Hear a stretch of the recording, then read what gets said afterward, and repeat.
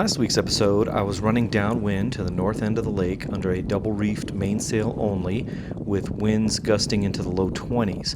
And this week, I'm going to show you what happens when I turn back down the lake and sail upwind with mainsail only. So here's my track from last week. So heading downwind, max speed 5.5 knots right there. I did a couple jibes, got as far up to the north end of the lake as I could, and then turned around. And here's the upwind track, and you can see when I'm on a port tack, I'm making progress to the southern end of the lake, but when I tack and get onto a starboard tack, then I'm basically just heading north and away from my destination. I had one failed tack right here, and then there's a little choke point that I had to work through. That was a little bit of a challenge, mainsail only, and I'll talk about that a little bit later.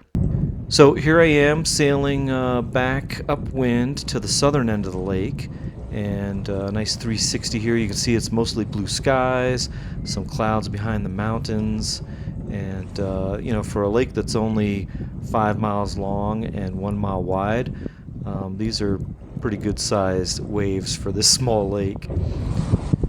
So again, I'm mainsail only, double reefed. I've got my centerboard up because this is a very shallow part of the lake. Once you go north of those islands, it gets real shallow, and there's a bunch of Eurasian Millfoil that can foul your rudder and your centerboard. So I sail centerboard up once I pass those islands.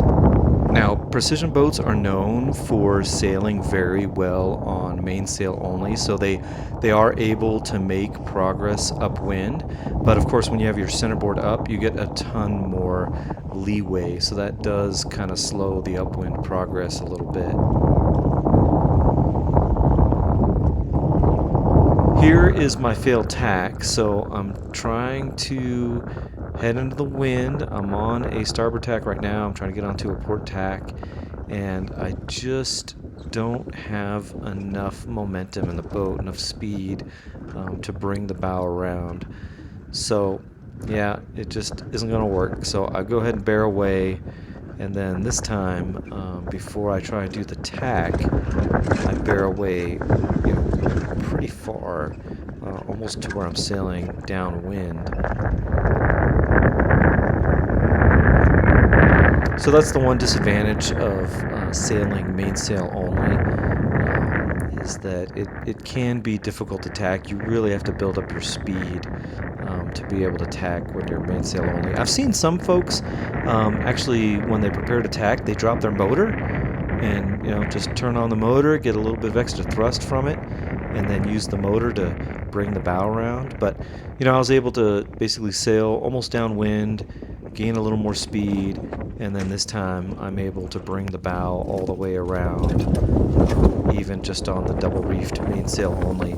And then once I get onto my port tack, I let the sail out just to avoid any excessive heeling, and then slowly bring it in as I build up speed. So I'm trying to get from the north end of the lake back down to the south end of the lake, and to do that I have to pass through 1, 2, 3, 4 islands and then the shore, and ideally island number 4 over there, the rocky one, is the widest point between that and the shore. So that's where I'm trying to get, but with the wind direction, it's working against me a little bit. So every time I'm on a starboard tack, I'm actually heading north, and when I got on a port tack, I'm kind of headed at about a 45-degree angle to the shoreline. So yeah, it's been a little tough, but I'm slowly working my way there. Here you can see some of the hazards just below the surface in that narrow channel.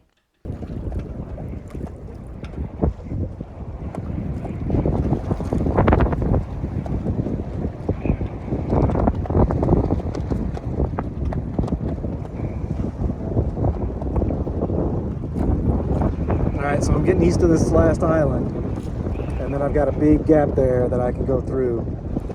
So I'm just trying to get there, get as far east as I can, and then make my tack and try and go through on a port tack. And I don't know if you can see them, but there's a couple buoys there that mark some big rocks that are just a little further east of that island. So I got to clear those as well. Alright, so I want to be heading that way, which is south. And let's see, that's about east, and I'm heading kind of northeast.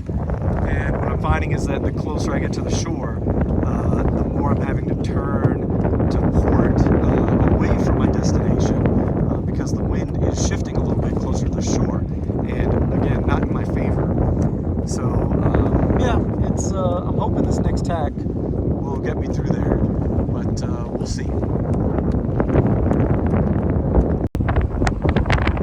Alright, so I made my tack, and it seems to be doing pretty good. I'm trying to basically head toward the furthest out part of the shore, and that way my leeway, I suspect, will carry me, of course, downwind to leeward, and hopefully I'll clear the rocks that are about over there off my starboard bow. So yeah, right now I'm looking pretty good.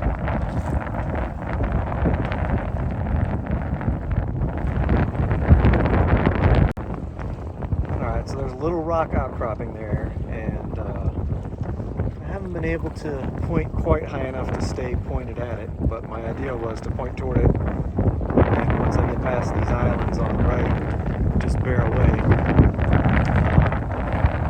But it has been kind of my guide, and it looks like I'm going to make it through here.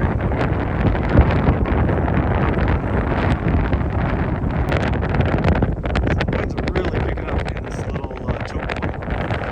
You can actually see it on the water. This is the spot.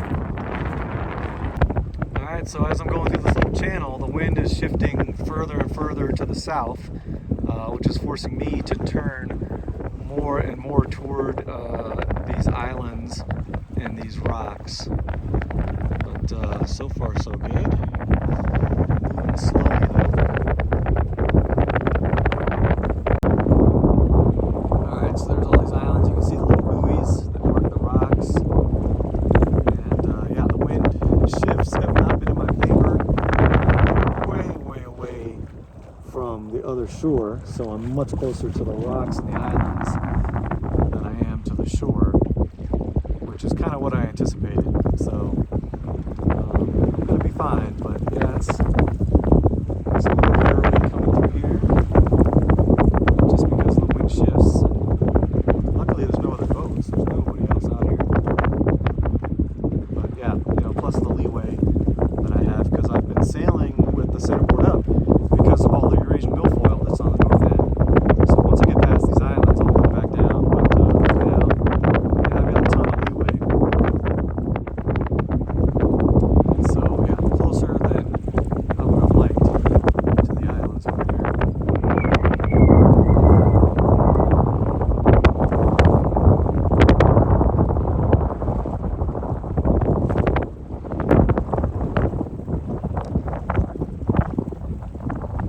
So where you see the buoys, they mark underwater hazards, and those are not for sailboats, those are for power boats. So those are things that are just below the surface and will take out a propeller on a power boat.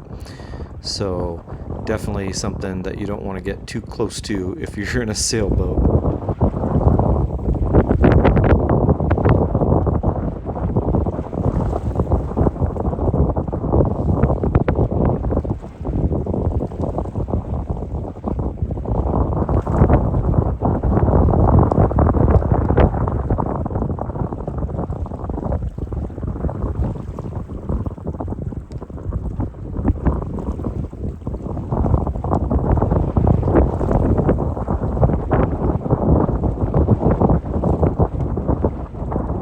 So later in the day, the winds calmed down just enough that I could raise the full main, and I was flying an 80% jib and got some great sailing in on the south end of the lake. All right, well, hope you enjoyed it, and thanks for watching.